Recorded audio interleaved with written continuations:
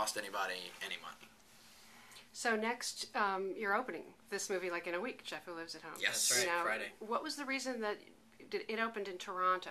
So it wasn't, you didn't need it to come here. It was. Yeah, and we played at like 40 regional festivals. Oh, you did? Yeah, we Okay, played a that lot of explains festivals. it. We were just basically, this Jeff Who Lives at Home is a movie with, Jason Segel and Ed Helms in it, and I think people would normally come to that movie with very specific expectations, like The Hangover meets Forgetting Sarah Marshall, for instance. And when they come in a test audience to that, they get angry. They get upset, and usually they'll say, I loved the movie, but it took me 45 minutes to figure out what the movie was while I was watching it, so I was very confused at the beginning. And then we pitched it to them, a different test audience, by saying like, oh, this is a movie that's similar in a vein of like Juno or Little Miss Sunshine or Sideways. And then it was better. And then they all understood it immediately. So we wanted to send a message with Jeff that this is kind of a mainstream art house film, that this is a festival film. So we traveled with this movie for 6 months to every regional market we could to put that stamp on it. Cool. Now you've been doing a lot of acting as well, and you did a documentary. Yes. So you We've have had your our little separate affairs. things. Yes, Yeah. you're going on the side. It's healthy though. We agreed to it. Now you as an actor, the Kasdan movie that you did is very different from these.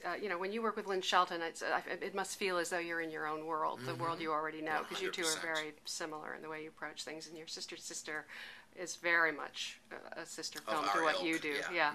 But what about working with someone like Kasdan, who's a writer and who has a script? What was that like for you? I very much entered his world and obeyed his rules in doing that. And it was great for me, honestly, because I felt like I had a lot to learn. He's a very efficient screenwriter, and not only is he very good with his words, but we would have some moments where I'd say, let me try and improvise this a little bit, and it was like the old guard and the new guard thing, and we have a good relationship, and so I would do something, he'd be like, I really like that, actually, that was very good, but you took a page to do what you could have done with this, and then he would write out one sentence, and be like, try this, and I'd be like, oh yeah, you're right, I can do that. So it was very cool, and most of the time I spent, honestly, kind of just watching my heroes in those scenes and learning from them, and then every now and then, Well, Richard Jenkins is no slouch he's as my an guy. actor, yeah. And so every now and then, because this was the lowest budgeted film he's ever made, they would be struggling to say, how are we gonna shoot this scene in the car with the thing, and I would be kind of thinking to myself, Jay and I know how to do this. So I'd be like, teacher, I have an idea about this. And so, 5% of the time. Because he was in your world in a way, trying to do something on a much was. smaller budget than he'd ever Absolutely. done it before. And Absolutely. trying to adapt. Because the world is changing. Yeah. Filmmakers like you, in fact, are more able to maneuver in a way. And a lot of the more established, big-time filmmakers are struggling to make do. We're still willing to hang lights. I think that's what it comes down to. And Safety Not Guaranteed at Sundance, along with Black Rock, which you wrote Katie's script. I mean, you're delayed on a plane and you have to write a script? What's with you? Black Rock was a very specific design. Jay and Katie and I have always felt, or Jay and I in particular, have always felt that Katie kind of started being a comedic actress, and she's good at it, but I always thought she could be an action star if her career had gone a different way. So it was like a joke for 2 years, what would it be like? And then one day I was like, you know what, let's just try this and see what happens. And then it came out and Katie liked it, and that's a lot of how things happen with us, just these weird things that get birthed at Thanksgiving, and then all of a sudden you're making a movie.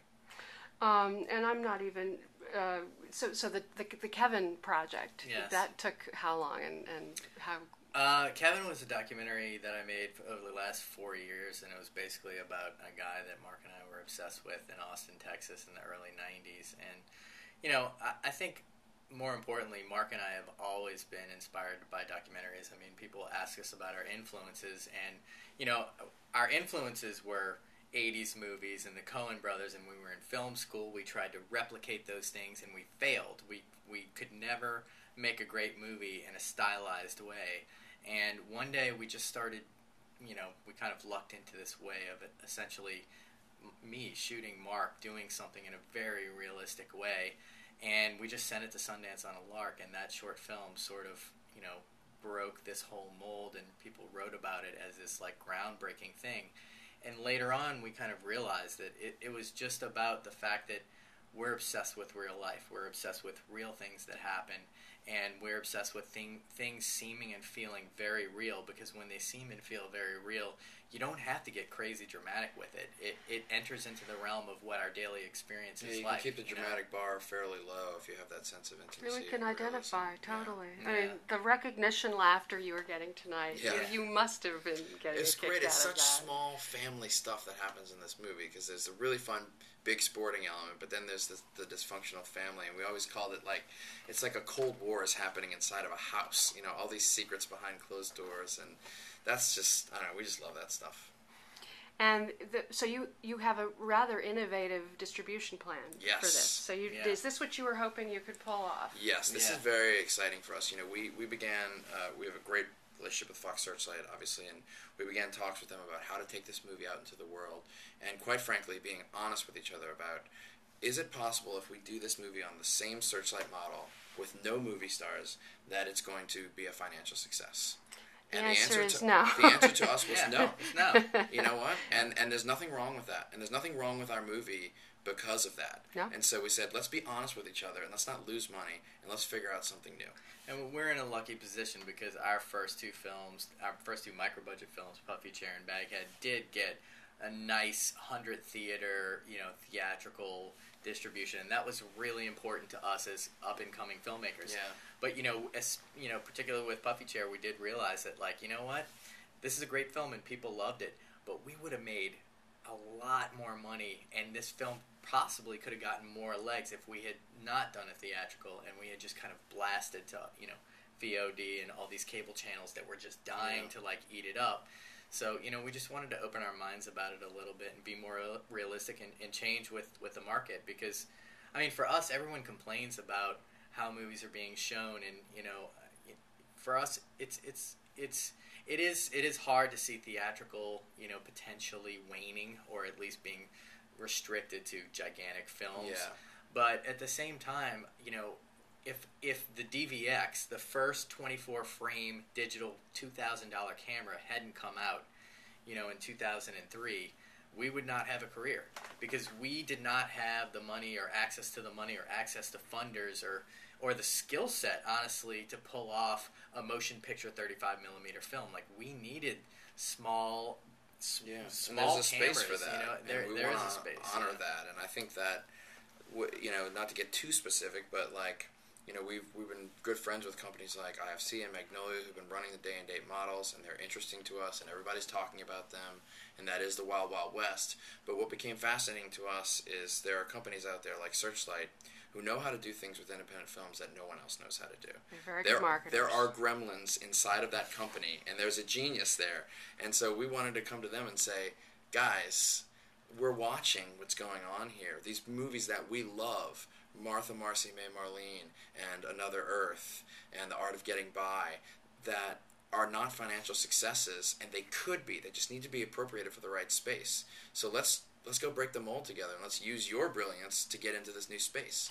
So we're honestly still figuring it out right now. And they're not allowed to do it. Exactly. Because of exhibition. And Sure. so they're going with Red Flag, Right, releasing. they're doing a cool thing with partnering. And the great thing about Red Flag is, like, they're a new company, but it's Paul Federbush and Laura Kim who've been around for years. Yeah. So we're literally getting the expertise of Warner Independent and Fox Searchlight in one new initiative. So we're very hopeful. We're excited. Who knows what's going to happen? We're literally hatching the plan as we speak.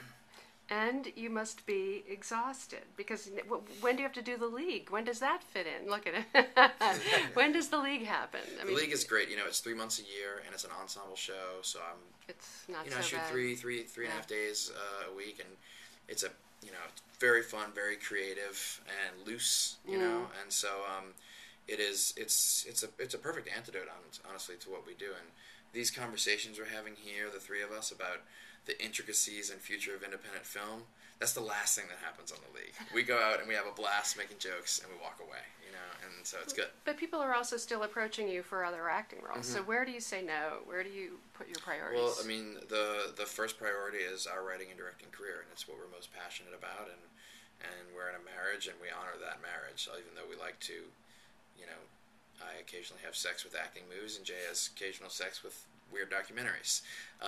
But that's first, We're also aware of the growth that Jay has making documentaries, and also what just financially what it could mean if I become a more bankable actor, then Duplass Brothers turns into its own studio. Like, you know, we get to really bring things up from the ground up, you know. And you help other people. You've been very generous that way. We I mean, it sounds like totally, we're not there by any means, but like we have a lot of people who kind of like stay with us when they come to LA, and we have these big communal houses, and we used to watch those Roger Corman documentaries and just be like, I love how these guys were all in it together and figuring it out, and if we could have some version of that with the new digital revolution, like, I mean, how great is that? All right. So have you got something else coming up? Have you had time to write? Just children. Just 2 babies. Just children. This is babies. You had a baby. You have one coming. I'm having one in 6 weeks. You know? We've made 5 movies in about 6 years. Those are just the things we've directed. And just the stuff we've directed. Yeah. Together. Like family time. Yeah, 5 feature films that we've directed. So we literally had a summit of 2 people at Camp David, which is our parents' condo in Glendale, California, and we were like, let's just have some babies. Is it okay if we don't make a movie this year? Yeah, exactly. Is it going to be okay? Are they going to forget about us if we don't make a movie? And then we started looking at it and we're like, oh, yeah, most filmmakers don't make a film but every 3 or 4 years. That's fine. Like normal, you know? And so we finally are, because, you know, we've chosen an artistic path, and we've felt that we have to just put our heads down and keep making movies. And you know, the reason we made 3 micro-budget movies before we made a studio film is because we made a commitment to make movies and not to make meetings, because if you make meetings, you get more meetings, and if you make movies, you get more movies. So we're like finally getting that point where we're like, okay, I think we can rest for just one beat. And by rest, you mean promote the 7 movies we have coming out, writing something for a major studio. And co-parent infants and children. Yeah, but still, it's going to be a nice, calm year. Yeah. Thank you, gentlemen. Thank you. Thanks.